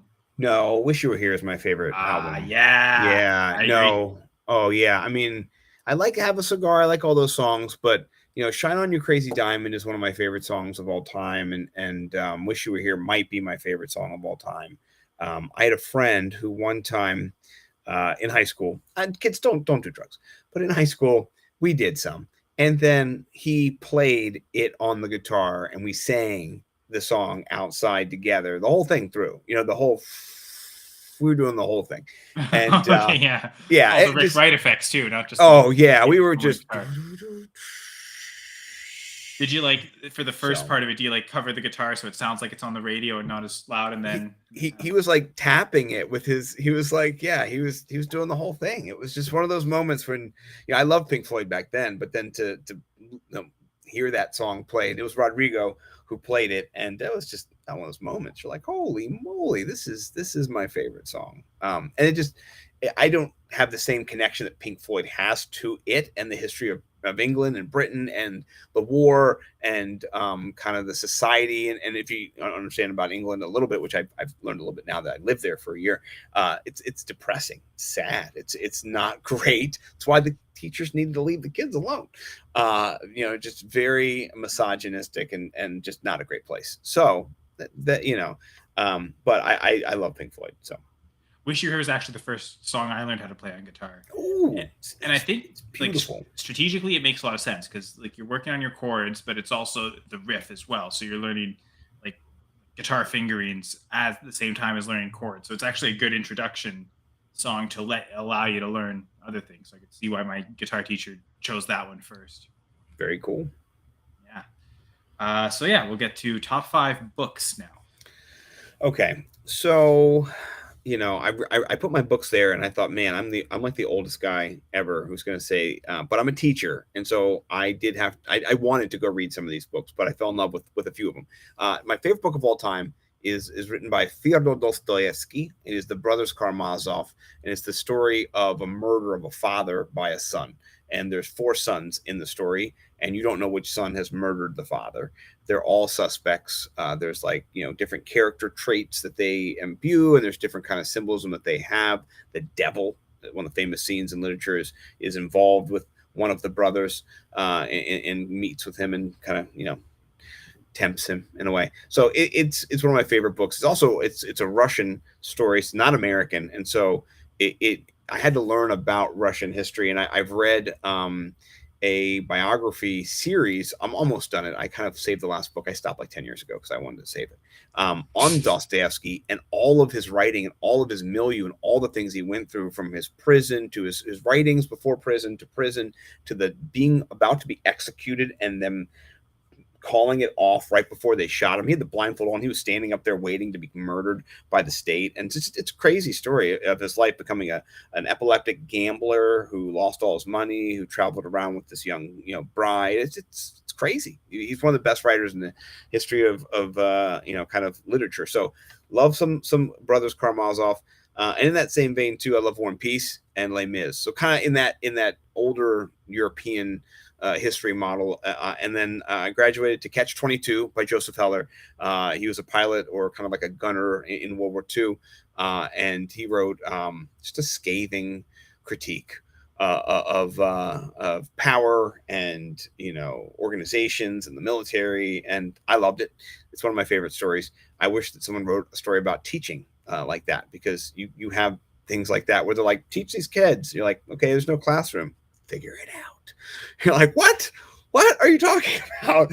I don't have a All place right, to teach nature the class. kids. It's every nature class every session. Right. It's just like, so many problems happen in education. I think people are aware of it, but um but I do love Les Mis for the French stuff and the French Revolution. And then off of that, it's a textbook. I read a textbook. I'm sorry, I'm a nerd, I'm a loser. It's called Citizens, a chronicle of the French Revolution. It's one of the most interesting stories ever, because it just explains how the French society ate their monarchy and then ate each other. And then we're like, citizens were going in and assassinating senators in their beds, in their baths, like women, like 25-year-old women would like pretend to be invalid or whatever, and like servants, and then they would sneak in and like kill a senator who had just voted their guy. It was crazy. And so Les Mis is a tiny story in there, but the actual French Revolution is intriguing to me. So that's my spin-off. And then Cormac McCarthy's Border trilogy is one of my favorite stories. It's all the pretty horses, and then a couple other stories, but all the characters intertwined there. And it's just a gritty southwestern Mexico survival story from these characters. A lot of death, a lot of just terribleness. But I think it really does capture the human spirit and survival, and it made a good movie. All the Pretty Horses. I think Penelope Cruz is in it. I think Matt Damon is in it too. So yeah, he just died a couple days ago as well. So shout out Mr. McCarthy. He wrote The Road, which is another bleak tale. Well, it's funny, bleakness. There was kind of a theme through all those books, and actually, it reminded me of something I was going to say about like why I love "Wish You Were Here" the album so much. It's Sid's theme and like this melodic theme they use throughout the album, and I've loved like concept albums, not just from a lyrical perspective, but from a musical perspective. And I think Right. nailed it as best they could have on "Wish You Were Here." So that's why. Oh man, that is the best Pink Floyd album. You can just feel Sid in that song. And I mean that whole story too. He was actually housed in a place here in my county for a little while in Maryland during his journey of for mental health care. So just yeah, very sad. He if you don't know, he was one of the founding members of the band who was unable to participate in society, and he built a wall around himself, and that's also in the wall. So yeah, very cool. Yeah, for sure. Apparently, he actually showed up during the recording sessions for "Wish You Were Here," and they didn't recognize him, even though it. Oh wow! Yeah, like he had gained weight, lost all his hair, or shaved all his hair, or whatever, and just kind of showed up. And at first, they didn't realize who it was, and then, my God, we're writing an album about you, and you show up here. I think at that point, it probably would have been like 7-8 years, maybe a little less, since any of them had seen him. So, I didn't know that. That's crazy. Well, yeah, just one more theme in the Syd Barrett treasure. Yeah. All right, so we'll go do top 5 movies. Okay, so man, as I read all these, there's a theme of bleakness and tragedy and all these things. Also, guys. I'm a guy. Like I grew up with sisters, and my dad was like a super. He was an alpha male before alpha males. He was actually a real one, and they're not great. So I mentioned that earlier. It's not Andrew Tate's not a real alpha male. Those are just fake posers who are just misogynistic. An alpha male is somebody who wakes up, drinks like 7 cups of coffee, and is like, I will go and drive this truck to New Hampshire. You're like, holy shit. Okay, Dad. All right, enjoy the New Hampshire drive. Then you come back and be like, I saw 6 dead people today. I'm like, I don't want to hear about this, Dad. I'm 7 and I'm trying to play Legos. So anyway, but Saving Private Ryan, gory, bloody action, film.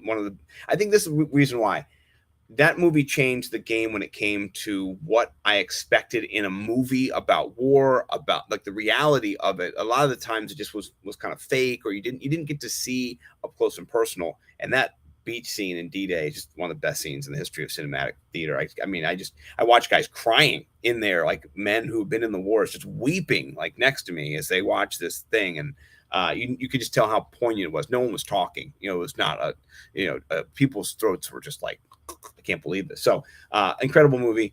Goodfellas, because Goodfellas. You got it's Goodfellas. I don't have to explain Goodfellas to anybody. Heat. I also don't need to explain Heat to anybody either. Hmm. So I don't have to. It's funny because I brought up Gladys's name because last week on In No Particular Order they did crime and western movies. It's like that's what they do on No Particular Order. They just mock draft a bunch of stuff. Yeah. And yeah, Goodfellas was mentioned, but I don't think Heat was mentioned. And it's like, oh, that would be one. Yeah. I love me some Heat, and I mean you have De Niro, you have Pacino, you've got Val Kilmer, you got Tom Sizemore. You just, the story is a pretty good story as well. You have a lot of depth of different characters too. Like this is right. I mean, even Wayne Grove, the kind of bad guy within the bad guy, gets a whole story arc and a whole connection with somebody else. And Natalie Portman is a teenager, kills her, tries to kill herself. Yeah, I mean like it's kind of a again bleak. But you mentioned Guy and Ultraviolets. That's one of the best shootout scenes ever. Oh my goodness, it is. When you see a shootout scene like that, it's just like it. Not that you ever want to see that in real life. You never want to see that in real life. You want that to be your cinematic experience, though. In that fake world, you want that you nailed it. Lots of shooting, not lots of innocent people dying, lots of bad guys dying, maybe one or two cops dying. I mean, it was a fair shootout, but it went on for like 20 minutes. And that is what you loved. It was it was realistic. You felt it, Yeah. And I mean, I think that's the second movie Pacino and De Niro were in together. But like the first one was Godfather Part 2, and they were like De Niro's in just the flashback sees as the young Don.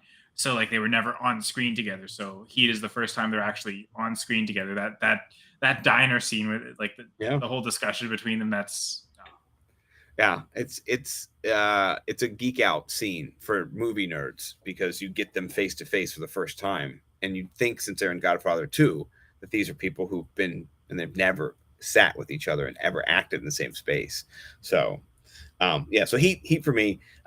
Next one's a little bit of a nerd movie. Well, I'll just say this: Godfather is I love Godfather. So there's Godfather 1 particularly with Al Pacino in it and Marlon Brando, one of just my favorite movies of all time. But my last one is Master and Commander, another wartime movie. I've read not all the books, but a lot of the books that the story's based on. So I kind of had a little bit of background knowledge. I really liked it. My wife likes him as well. She's read the stories, and I like Russell Crowe in this, and I like that he gets his ass kicked a bunch in it, and I like he gets outsmarted a bunch, and he's not the best. His crew does not like him. The doctor doesn't like him. He has problems, and he overcomes them. And I like the period piece too, because like I said, I read Les Mis and War and Peace, and so you understand. I've read books on Trafalgar, the Battle of Trafalgar. I understand what happened with Lord Nelson, and so kind of understanding the whole history of these naval battles that have taken place with the French and the English. And at this point, Napoleon, I think, in the movie is ravaging Europe and stuff. So I like all those types of movies. French Revolution. It is. You get sucked in because then you know a lot about a topic, and then you expand to it connects to this, and this is what they're out there trying to hunt private whalers so they could fund the war efforts for Napoleon. Oh, okay. It all makes sense. They're all doing shit for reasons. You just didn't understand it because you're like, what are these stupid people doing back then? They couldn't even have internet. They had to poop into boxes. What's wrong with these morons? Oh, no. They were doing lots of stuff. So, all right. Top 5 TV shows. Okay. I'm going to throw you here because I'm going to do dramas and comedies. So I injected my own little thing in here. Yeah, I'll do that's fair. They get their ways. Yeah. Okay. Yeah. So my favorite series of all time in a one-off season is True Detective season 1. I don't think there's anything. It is just. I mean, I've watched every episode at least 10 times, 1 to 10 times, every single one. And it just the ending. Maybe people critiqued about it, but when you get to go into the devil's den and fight the devil, and you live. That's crazy. I like that. Maybe it's okay. Maybe the world is okay. The devil gets slain, right? Maybe one of them died. I don't care. It didn't hurt me. People at the end were like, it's just a buddy movie. They just live. Rust was so rusty and terrible and gross. He banged his wife, right? And at the end, he was still his friend. Like that. That's just, come on. That's deep stuff there. Brother stuff. So I love that's season three as well. I'll be honest. Like I'm not crazy for season two. The last time I watched them, because again, the time shifting in both season one and season three, I love that dynamic. So I kind of like intercut them. Okay, I'll start with a bit of season three, then a bit of season one, and back and forth just to get that time experience. So season it was three is fun. great. I did love season three again, and I think it brought back like the spiritual, supernatural type element to it that, not that Vince Vaughn didn't have it, but that seemed more like just kind of like just gangster slime, just a bunch I of think gangster where it slime. was too, like L.A., West Coast, California, like this was back to the deep South. Like I guess first season was Louisiana, and Right. season three is in Arkansas, I believe. So like it's that No same one, kind of region. nobody wants like oil derricks and like telecom infrastructure in the background of your story when you're walking in a desert. Like it's just, I mean, ugh, whatever. But okay, so that is where we're going to start. Secondly, though, the best series I love altogether from start to finish, and it didn't get finished, is Hannibal on NBC. It's a serial killer drama. I love it. Just the Mads Mikkelsen, Hugh Dancy. There's just they were incredible. Lawrence Fishburne is in it as Jack Crawford, and Mads Mikkelsen though is a better, and I'm going to say it, I don't care who says this and what they say, he's a better Hannibal Lecter, way better Hannibal Lecter than Sir forgetting his name, Anthony Anthony. Hopkins. Yeah, Sir Anthony. I'm sorry, Sir Anthony. After watching Mads like muted performance and not being but just being so scary by being calm and the way that he did it. I mean, it's incredible. So I love those kind of mind murder movies where people are just doing crazy shits and it's not what it seems. And that series is wild. I do wonder if that's very appropriate to the character, right? Because we're seeing Hopkins play Lecter after he's been incarcerated, after everyone knows who he is, so he doesn't have to be as careful. Whereas that is true. Madison's version, he's actively trying not to go to prison. Like he's still trying to blend this serial killer and to blend in. So he's got to be more muted about it. But yeah, I do agree that he was. Yeah, I mean, Anthony Hopkins is probably an overall better actor maybe than Mads Mikkelsen, but there's been some movies that I've seen of Mads Mikkelsen. Like there's this movie where he's like a Celtic slave who he doesn't talk the whole movie. Like he doesn't even talk. He's just a fighter, and he helps a bunch of fight. Like he has like premonitions and visions, and you're just like, this is the craziest movie I've ever seen. Is this Mads Mikkelsen in it? He's not even talking. So I do love Sir Anthony though. I don't want to get him after me. Okay, I'll ratioed for saying. I know. But, I mean, here's the thing. I've watched and also in movies you can't get in depth as much as a character. You can get into 3 seasons of playing a character. Like it's just different. You've got so much more screen time that Mads Mikkelsen has to own the character, in my opinion. So, but and I guess like especially Silence of the Lambs, there's so little screen time for Lecter, right? Like outrageous the scenes he is there to. Right, that is true. I like how you're putting it that way. You got to kind of steal what you got. You can't, like kind of like Marlon Brando in The Godfather. You're not in all the scenes, so in the ones you're in, you got to have your, and your oranges and all that. It sounds like from everything, because I've obviously never met Brando, but everyone who's said anything about Brando is he steals every scene he's in. Like he's got this presence that about it. You just exactly. He's right. That good. Yeah. So True Detective, Hannibal, Sopranos. I love the Sopranos. Kind of ending I didn't like the ending. I actually thought that my stream had broken. I was like, what last scene? What are you doing? Dude, did it not? Because I was pirating it, and so I was like, did I get a bad stream? What happened? Nope. No, but up until then, the first 5 seasons were just, oh man, some of the best TV. And I had all of this. So here's what I did. My friend had bought the first 5 seasons. He lent them to me. And then I would watch one every single Sunday night at 8:00 at my house for 52 straight weeks. I did not watch the whole series through like I could have. I had his DVDs for a year. I could have binged. I did not binge. I knew I could have. Every week it was like, nope, this is what I'm doing. I don't care. Nope, I don't care. Nope, go to bed. Nope, this is what I'm doing every single Sunday night. And it was just, I loved it. It was like my routine. So Sopranos, Breaking Bad. I love Breaking Bad, and then The Shield. So like all my stories are like murder, killing, Also, I'm not a violent person. I've never even assaulted anybody in real life. Never punched anybody. But that's But why we watch it, right? It's so engaging because it's not I don't typical. understand why people do it, honestly. So when I watch these things, it's like, like I'm a scientist. Like, why would you murder that Yeah, person? fascinating observations. Right. I just because I've not ever even choked a bitch, So never. And that, but I've also that's never choked a female dog either. no. Well, I've never choked anyone. I never put my hands on anybody, male, Same here. female. My wife's beat me up a few times, but just how it goes. Yeah. But she also gave you the 20th anniversary pin, so she's also Well, yeah. I don't mean physically. I mean mentally. She's playing these games with me. I can't play with my wife. You know what I mean? Like the mind reading game. I can't read my wife's mind. She thinks I can. I cannot. So I lose. All right, well, we'll get to the less serious tones. So I guess Okay. top 5 favorite comedy shows. Okay. So I'm gonna say a few cartoons. I love Big Mouth from Nick Kroll. It's one of my favorite series, modern series ever. But then if you look in the history of kind of comedy, um, The Simpsons is iconic. I love The Simpsons as a Simpson, Scott Simpson. I've been intertwined with The Simpsons for a long time. Uh, and then Family Guy and South Park. All of those are some of my favorite. Kind of just they're mocking society. All of them are satire. Voltaire would be proud that our satire is now delivered via cartoon. But it really is, and I love how they attack different, bigotry and different hatred and different, like, Homer Simpson is the quintessential biggest idiot ever, and people go, oh, he's funny. No, he's you. He's you. He's He's you. supposed to be the average American. Supposed to That's be what that was you. the intention Yeah. at first. I And mean, he takes I a feel gun. Good. he takes a gun to change the TV channel. Yeah, he shoots the TV with the gun. Like, that's so American. It's just such a scathing critique, and people go, "I like it. That's funny."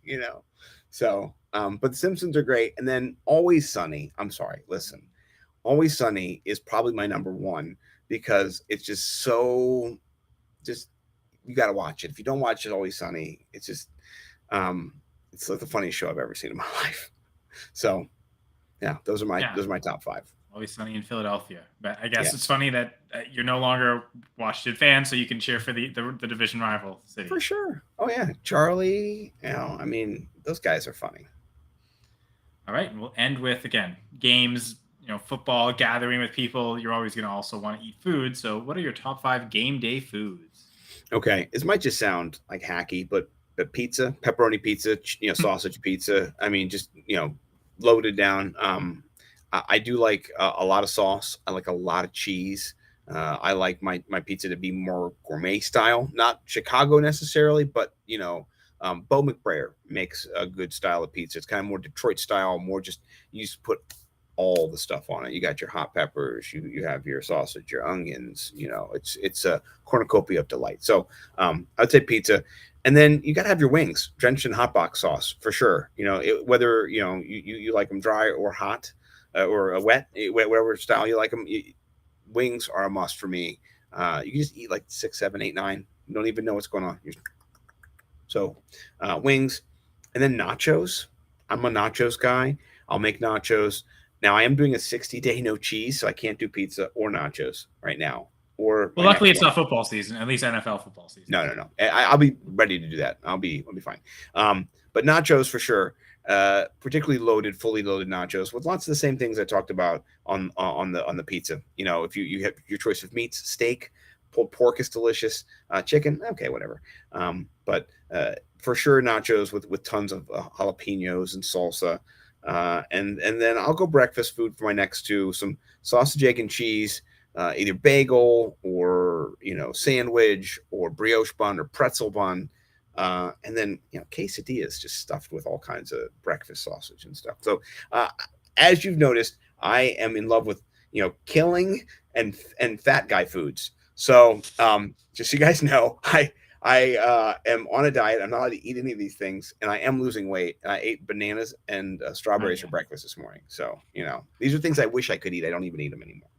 I guess the breakfast foods come in handy for game days of like when there's international games, London games, or I guess Germany games now. Oh yeah. Germany games we'll do no beer this year, but we'll do like Bavarian pretzels and a little cheese dip and maybe some German pancakes just to kind of drive my wife crazy. So, you know. All right. Well, I guess this is more than a bite-sized episode, an hour and a half in, but Sorry, I talk a lot. honestly, Scott, most of these episodes are kind of around an hour and a half. I feel like I talk more than I should. I'm not just asking questions; Oh, I'm interjecting. I'm talking to. So that's what happens. But yeah, fun conversation. Really appreciate you for joining, Scott. For everyone in the chat, Gladys and Jamie were both there. yeah. Want to Thank you. shout out our sponsor again, Underdog Fantasy. Again, use the promo code GF2 or scan the QR code on screen. They will double your initial deposit up to $100. Play the best ball contest, the pick'ems for all the different sports, all that, and of course, subscribe to the Going for Two YouTube channel. Please. I'm guessing maybe you're watching this on YouTube, maybe it's on Twitch, Facebook, whatever it is. Though, head over to YouTube, subscribe to the Going for Two Live. Be sure to like and comment through all the videos as well. It really helps us out, and just check out everything on the network. I know tomorrow night, Speak on It. Danny and Dee, they always do such a phenomenal job. Those guys are funny. Those are some of my favorite comedians. They're not even stand-up comedians. They're usually sitting down for the podcast. But Sit down comedians. Yes. Yeah, check them out. Of course, Jeff and Ryan will be back on Wednesday, every Wednesday on the Armchair Fantasy Show, and I'll be co-hosting the Dynasty Gambit on Thursday again. So, want more Dynasty talk? That'll be Thursday the 29th. So, and then Gladys will take over Monday and Thursday next week, and her and I'll just alternate back and forth. I also wanted to shout out the Going for Two Live, the goingfor2.com website, but also specific section, the PLP section, Personal League Podcasts. And I know we're starting to get booked up pretty full on this. So if you want your own personal league podcast, be sure to sign up soon. Goingfor2.com/PLP. What we do is it's a paid service, and we will do a deep dive in your league. All however many teams it is, we'll represent every team, go through and give strategy advice for each team, how to operate. So, this year we're doing them live. So the league mates for all these PLPs can also, they themselves can come in, ask us questions, or we can ask them questions too, and have that interaction. We used to do it, just send the audio out. But yeah, Jeff decided this year, partially to enhance the experience, also partially to kind of okay, we have to do it because we set the live date. So no lollygagging on these, because last year we got quite overwhelmed as it got to August. So Personal League Podcasts. I believe the next one will be, I guess, the 10th, I believe, which is, normally we try to do this on a Friday. That one will end up being on a Monday. So that week of press coverage, I assume I'm still doing a press coverage episode, but it'll have to probably be a little earlier. I might have to start at 7 instead of 8, knowing that you go over an hour and a half usually. So yeah. So check out the PLP. I guess that next one will be on the 10th. I think technically we'll be doing 2 that week. I think that we have one for that Friday as well, the 14th. So PLP season's here. So if you want to sign up, and I think it's $100 per league. So if you have a 12-team league, that's less than $10 per manager to get all this great advice. I wouldn't call us experts, but analysts at the Going for Two Network. A few of us come together for these PLPs. So anyway, Scott, thank you very much. This was a lot of fun. Yeah, thank you so much for having me. I appreciate it. And I have not done any content this year so far. It's okay. I will, though, be writing my wide receiver 2 theory article this summer. And if you guys haven't heard of wide receiver 2 theory, it's the basic idea that wide receiver 1s on most teams are overvalued in ADP and wide receiver 2s are undervalued. So it's not a deep river to cross. If you look at the data, every team's wide receiver 1 that's drafted every year does not finish as a wide receiver 1.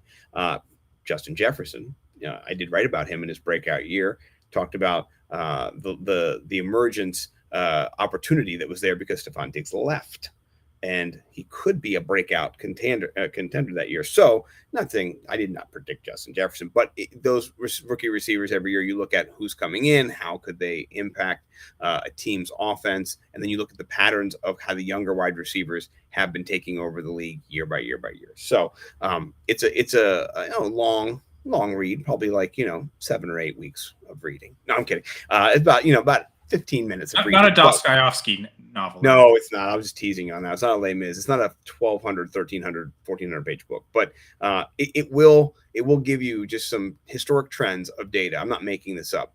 I asked JJ Zachariason when I started this if there was anyone who's done this yet, because I wanted him for a mailbag to answer my question, and he had not. And he said no one had done it yet. So I said, damn it, I got to do it myself.